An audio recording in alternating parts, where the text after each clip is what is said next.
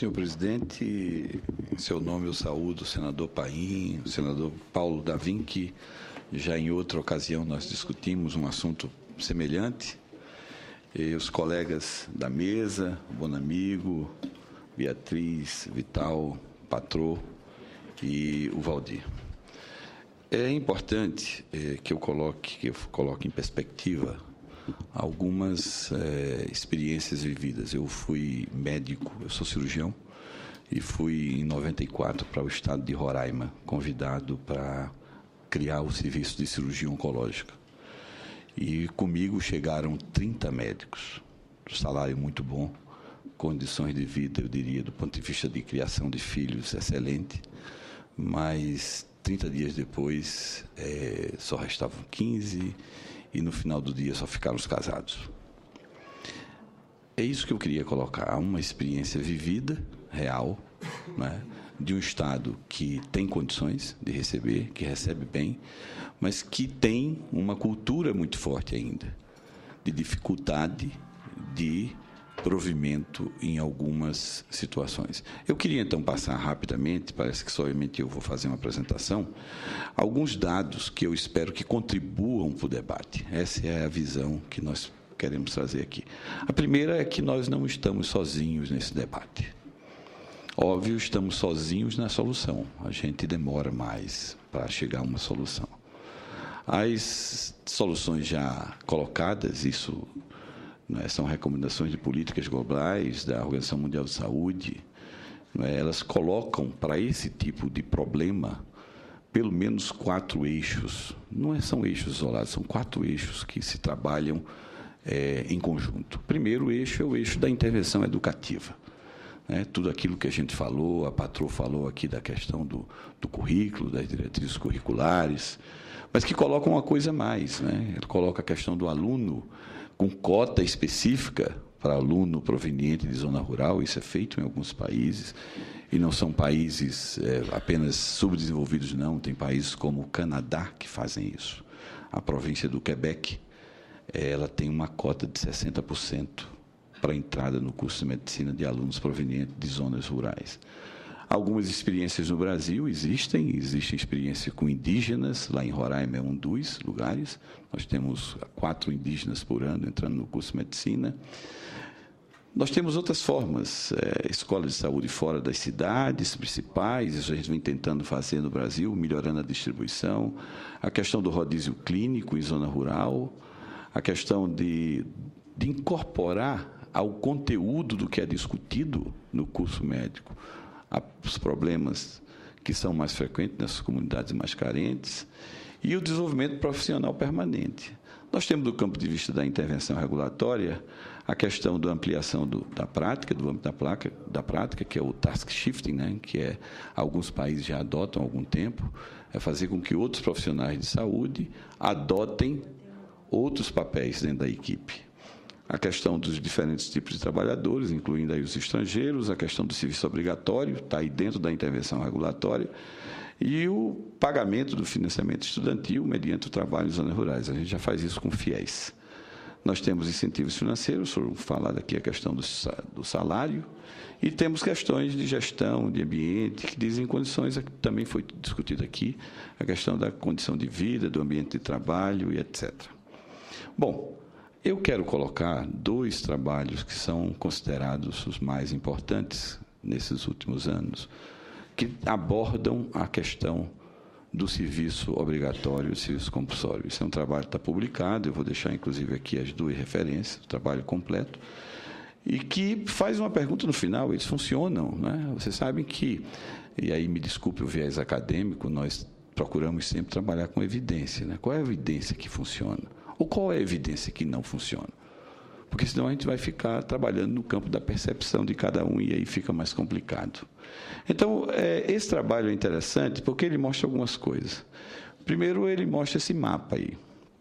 Esse é um mapa dos países do mundo que se utilizam de alguma forma de serviço compulsório ou serviço obrigatório. Vejam que é interessante, eu não vou citar um por um, mas a gente vê claramente que não são países pobres apenas. Está ali a Austrália, ali bem bem colocada, bem colorida ali, né? Tem os países nórdicos lá em cima, né? Que a gente vê aqui, os países nórdicos. Então, não são apenas países pobres que se utilizam disso, mas tem uma coisa em comum, são países que têm relação médico por 1.000 habitantes baixa, com exceção do Brasil.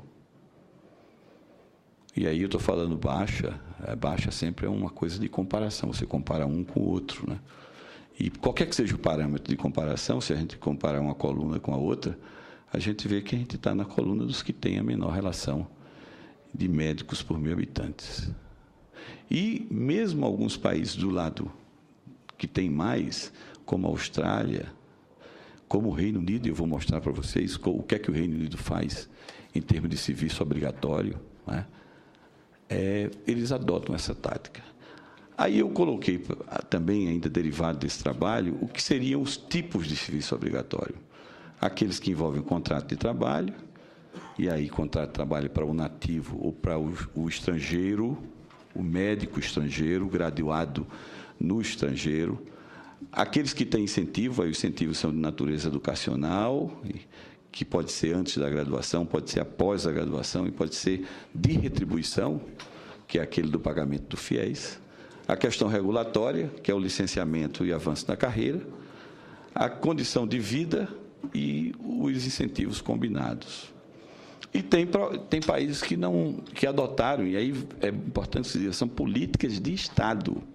Eu estou falando daquele conjunto de países que adotam isso como política de Estado.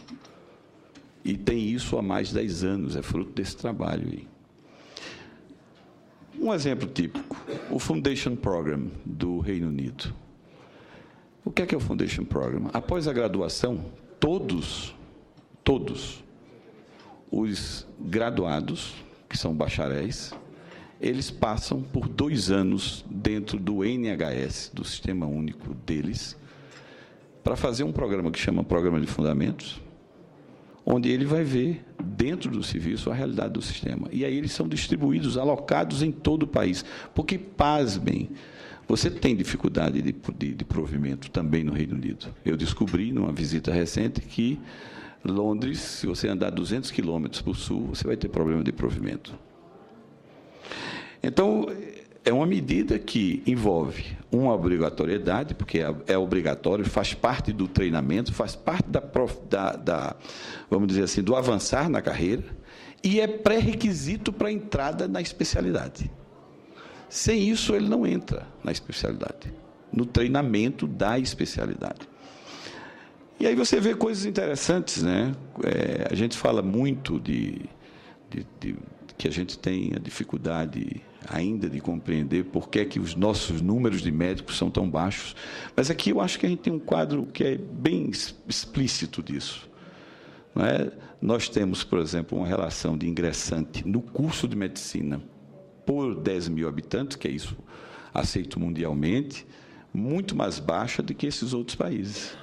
E nós temos também uma participação no mercado médico muito menor de médicos estrangeiros. É interessante que é um tabu no Brasil, né, falar de médico estrangeiro. Em outros países você tem aí 25%, 37% no Reino Unido. Isso, inclusive, eu vou fazer uma lupa. Olha aqui o exemplo do Reino Unido. Né? Vejam a participação do médico graduado fora, do médico estrangeiro. Né? E do médico fora da Europa, inclusive. Então, nós temos um sistema complexo, finalmente. Nós temos um sistema onde a formação profissional ocorre no setor público, mas que nós não regulamos nem a formação, nem a carreira, nem a estruturação das duas coisas combinadas. Os processos de avaliação não têm nada a ver com o que é o sistema de saúde, e nós temos uma série de outras características, desconectamos formação e carreira, o nosso especialista chega a um status muito jovem, fragmentamos o cuidado da saúde, temos especialidades, talvez em excesso, não sei, para se discutir isso. E nós temos uma série de outras condições que levam a esse quadro de distorção entre o que é médico e ingressante, por estado. Está aqui colocado, né, que tem estados da federação, como a Bahia, que tem 0,3 vagas de ingressante por 10.000 habitantes. E temos um debate interessante, que é o debate do mercado de trabalho.